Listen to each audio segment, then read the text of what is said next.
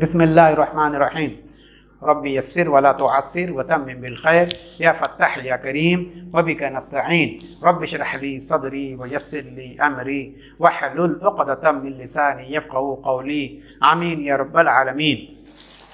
तो अल्लाह के रसूल सल्लल्लाहु अलैहि वसल्लम ने कहा, क्या कहा हदीस में, क्या फरमाया? अभी इससे पहले हमने हदीस पढ़ी, क्या पढ़े? क़ाल रसूलुल्लाह सल्लल्लाहु अलैहि वसल्लम तअल्लिमुल फ़राइज़ वअल्लिमूहा अल्लिमुहन्नास फ़इन्नहा निस्फ़ुल इल्म, फ़इन्नहा निस्फ़ुल इल्म। कि क्या करो? फ़राइज़ सीखो और उसको लोगों को सिखलाओ, इसलिए कि फ़राइज़ निस्फ़ इल्म है। इसलिए कि फ़राइज़ क्या है? फ़इन्नहा निस्फ़ुल इल्म, कि ये इल्म क्या निस्फ़ इल्म है, यानी तमाम इल्म जो है निस्फ़ है और ये इल्म जो है निस्फ़ है। कौन सा इल्म? फ़राइज़ का इल्म। क्योंकि मैंने इससे पहले आपको कहा कि तमाम इबादत और इंसान के ज़िंदगी में लागू होते हैं, जब तक उसके साथ चल रही है तमाम अहकामात उस पर लागू होते हैं, लेकिन ये हुक्म जो है उसकी मौत के बाद लागू होता है। किसी इंसान के मौत के बाद ये हुक्म और ये अहकामात उसके ऊपर जारी होते हैं, इसलिए उसको निस्फ़ इल्म कहा गया है। क्या कहा गया है? निस्फ़ इल्म। आया समझ में? तो चलिए, इल्म फ़राइज़ किसको कहते हैं पहले ये समझ लीजिए। इल्म फ़राइज़ और उसकी अहमियत क्या है ये हम समझेंगे, उसके बाद हम आगे बढ़ेंगे कि अल्लाह के रसूल सल्लल्लाहु अलैहि वसल्लम इसको निस्फ़ इल्म क्यों कहा। कुछ ना कुछ इसकी वजह होंगी ना जब इसको निस्फ़ इल्म कहा जा रहा है। तो चलिए, सबसे पहले हम ये समझते हैं इल्म फ़राइज़ किसको कहते हैं। तो कहते हैं इल्म फ़राइज़ वो इल्म है जिससे मैयत का तर्का यानी मैयत जो छोड़ कर जाए, माल असबाब, प्रॉपर्टी, पैसा, रुपया, सोना, चांदी, जो भी वो छोड़ कर जाए तो उसको तर्का कहते हैं। और तर्का यानी उसमें से, अब वो उसमें से किस किस की हुकूक है, कौन कौन उसमें से लेंगे, तो ये हमें बयान किया जाएगा। तो इसको इल्म फ़राइज़ कहते हैं। किसको कहते हैं? वो इल्म है जिससे मैयत का तर्का उसके शरई वरसा के दरमियान तक़सीम करने का तरीक़ा मालूम हो। यानी जिस इल्म से मैयत के तरके का शरई वरसा के दरमियान तक़सीम करने का तरीक़ा मालूम हो उसको इल्म फ़राइज़ कहते हैं। अब इस इल्म फ़राइज़ किसको कहेंगे? फिर से, इल्म फ़राइज़ वो इल्म है जिससे मैयत का छोड़ा हुआ माल उसके शरई वरसा के दरमियान तक़सीम करने का तरीक़ा जिससे मालूम हो तो उसको इल्म फ़राइज़ कहेंगे। आया समझ में? तो इल्मुन बि उसूलिन मिन फ़िक़्हिन व हिसाबिन तुअरफ़ु हक़्क़ कुल्लिन मिनत तरीक़ती। क्या है? इल्म फ़राइज़ की तारीफ़ दूसरे अल्फाज में ये बयान की गई क्या? कुल्लु इल्मिन बि उसूलिन मिन फ़िक़्हिन, फ़िक़ा का ऐसे उसूल इल्म का हासिल करना या हिसाब का मालूम करना जिससे कि हर एक का हिस्सा मालूम हो जाए, तरके में हर एक का हिस्सा मालूम हो जाए।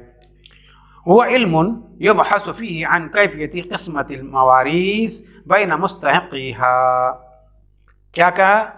हुवा इल्मुन युबहसु फ़ीही अन कैफ़ियति क़िस्मतिल मवारीस बैन मुस्तहिक़िहा, कि वो ऐसा इल्म है जिसमें तलाश किया जाए हर एक का हिस्सा उसके मुस्तहिक़ वरसा का जिसमें हिस्सा तलाश किया जाए, तो ऐसे इल्म को इल्म फ़राइज़ कहेंगे। फ़राइज़ कहेंगे। यह नंबर 2, इल्मुन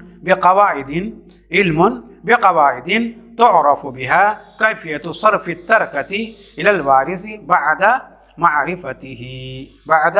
मारिफ़तिही, यानी ऐसा इल्म जिससे ये जाना जाए कि तरके का किस तरह इसराफ़ किया जाए, किस तरह उसको खर्च किया जाए, तरके को यानी किस तरह तक़सीम किया जाए उसके हक़ीक़ी और शरई वरसा के दरमियान, हक़ीक़ी और मुस्तहिक़ वरसा के दरमियान।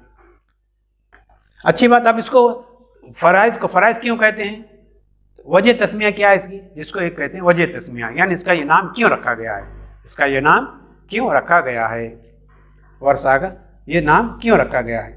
तो कहते हैं वजह तस्मिया ये है, फ़राइज़ जो है फ़रीज़तुन की जमा है। फ़रीज़तुन की जमा है। फ़रीज़तुन अल्लाह ताला के बंदों पर आयद करदा पाबंदियाँ। फ़रीज़ा किसको बोलते हैं? यानी अल्लाह ताला की तरफ से जो पाबंदियाँ बंदे पर आयद होती है, बंदे मोमिन पे जो आयद होती है उसको फ़रीज़तुन कहा जाता है, और इसकी जमा फ़राइज़ आती है ना। यानी वो पाबंदियाँ, वो क़वाइद, वो ज़वाबित جو اللہ تعالیٰ اپنے مومن بندے پہ ڈال دیتا ہے، کچھ اس کو مقید کر دیتا ہے، کچھ اس کو احکامات دے دیتا ہے اور کچھ عوامر سے اس کو منع کر دیتا ہے، تو ان عوامر اور نواہی کے مجموعے کا نام کیا کہتے ہیں؟ فریضہ کہتے ہیں، آج اس کی جمع فرائض ہے۔ اور اس کے لغوی معنی ہیں متعین چیز۔ فریضتن کے معنی کیا ہے؟ لغوی معنی کوئی متعین چیز۔ چونکہ میراث میں مستحق ان کے حصے متعین ہوتے ہیں، اس لیے ان حصوں کو فرائض کہا جاتا ہے۔ ان حصوں کو فرائض کہا جاتا ہے، کیوں کہ ان کے حصے بھی، ہر ایک کے حصے کیا ہے، اس میں مقرر ہے اور متعین ہے۔ آیا سمجھ میں؟ پھر رفتہ رفتہ علم میراث کو فرائض اور اس فن کے واقف کار کو فرضی یا فراز اور یا فریضن کہا جانے لگا۔ علم میراث کے جاننے والے کو کیا کہنے لگا؟ فرائض کہا جانے لگا، یا اس کے واقف کار کو فرضی کہا جانے لگا، یا فراز کہا جانے لگا، فراز اور فریض کہا جانے لگا۔ آیا سمجھ میں؟ تو یہ تمام اس کے نام جو پڑھ گئے، تو معلوم ہو گیا فریضتن کے معنی متعین۔ اور کیونکہ اس میں ہر ایک کے متعین، اللہ تعالیٰ نے ہر ایک کے حصے متعین کر دیا ہے کہ باپ کو کتنا ملنا چاہیے، بیوی کو کتنا ملنا چاہیے، اولاد کو کتنا ملنا چاہیے، تمام کے حصے جو اس نے اللہ تعالیٰ نے مقرر کر دیے، تو انہی مقررہ حصوں کو ان کو دینا ہے، اس لیے ان کو علم فرائض کہا جاتا ہے۔ اور اس کے جاننے والے کو کیا کہا جاتا ہے؟ فرائض یا فراز یا فرضی کہا جاتا ہے۔ چلیے، تو کہتے ہیں اب اس فن کا دوسرا نام علم الموارث بھی رکھا گیا ہے۔ اس فن کا دوسرا نام کیا ہے؟ علم الموارث بھی ہے، جو کہ ورثہ یریثو سے ہے۔ ورثہ یریثو ارثاناً و میراثاً کے معنی ہیں وارث و خلیفہ ہونا، وارث اور خلیفہ ہونا، کسی چیز کا ایک دوسرے کے پاس منتقل ہونا، کسی چیز کا ایک سے دوسرے کو منتقل ہونا۔ جس طرح خلافت ہوتی ہے، جس طرح ایک بادشاہت ہوتی ہے، تو اسی طرح یہ بھی ایک میراث ہے جو کہ کسی اور کی طرف منتقل ہوتی ہے۔ کسی اور سے، مثال کے طور پہ باپ سے بیٹی کی طرف منتقل ہو رہے ہیں، اور بیٹی سے جو ہے پوتوں کو منتقل ہو رہی ہے، تو یہ بھی ایک میراث ہے۔ اس لیے کہا گیا کہ یہ بھی ایک منتقل ہونے والی چیز ہے کہ میت ہو گئی، کسی کی موت ہو گئی، کوئی فوت ہو گیا، تو اس کا مال و اسباب کیا دوسروں کو منتقل ہو رہا ہے۔ تو اس کے یہ معنی ہوئے منتقل ہونے والی چیز، منتقل ہونے والی چیز، کیونکہ یہ بھی کسی اور سے کسی اور کی طرف منتقل ہو رہی ہے۔ ارسن جو اس کا مصدر ہے، ارسن کیا اس کا مصدر ہے؟ الف را سا جو ہے ارسن مصدر ہے، واو کو حمزہ سے بدل دیا گیا ہے، واو کو حمزہ سے بدل دیا گیا ہے۔ جو واو تھی ورثہ یریثو تھی نا بھائی، تو واو کو حمزہ سے بدل دیا گیا ہے۔ میراث اصل میں موراثن تھا۔ کیا تھا؟ موراثن تھا۔ اس میں واو ساکن ما قبل مقصور ہونے کی وجہ سے واو ساکن میوراثن تھا۔ میراث اصل میں میوراثن تھا، اس میں واو ساکن ما قبل مقصور ہونے کی وجہ سے واو کو یا سے بدل دیا گیا، اس کی جمع مواریث ہے، اس کی جمع مواریث ہے۔ تو کیا تھا یہ اصل میں؟ میوراثن تھا۔ کیا تھا؟ میراث اصل میں میوراثن تھا، اس میں واو ساکن اس سے ما قبل مقصور ہونے کی وجہ سے واو کو یا سے بدل دیا گیا، واو کو یا سے بدل گیا، کیا ہوا؟ اور اس کی جمع مواریث ہے، اس کی جمع مواریث ہے، میراثن سے مواریث اس کی جمع ہے۔ چلیے، اب علم الموارث اصطلاح میں اس علم کو کہتے ہیں، علم الموارث اصطلاح میں اس علم کو کہتے ہیں جس سے میت کی ملکیت اس کے زندہ ورثہ کی طرف منتقل کی جاتی ہے۔ علم الموارث اب کس کو کہیں گے؟ علم الموارث اصطلاح میں اس علم کو کہتے ہیں جس سے میت کی ملکیت اس کے زندہ ورثہ کی طرف منتقل ہو جاتی ہے، اس کو کہیں گے آپ علم الموارث۔ کس کو کہیں گے اس علم الموارث؟ اس علم کو کہیں گے جس سے میت کی ملکیت یعنی میت کی ملکیت جو کچھ چیزیں تھی، جو کچھ پراپرٹی تھی یا زیورات تھے یا جنگلات تھے یا باغات تھے، جو بھی چیز اس کے نام پہ تھی وہ کیا اس کے ورثہ میں کیا ہو جاتی؟ منتقل ہو جاتی ہے، تو اس لیے اس کو علم الموارث کہا گیا ہے۔ آیا سمجھ میں؟ تو چلیے، یہ تو علم الموارث کا اصطلاحی معنی۔ اچھا، اب اس کے علم موارث جو اس کا موضوع کیا ہے؟ تو کہتے ہیں موضوع علم فرائض کا موضوع ترکہ اور ورثہ ہے۔ موضوع کیا ہے اس کے علم فرائض کے؟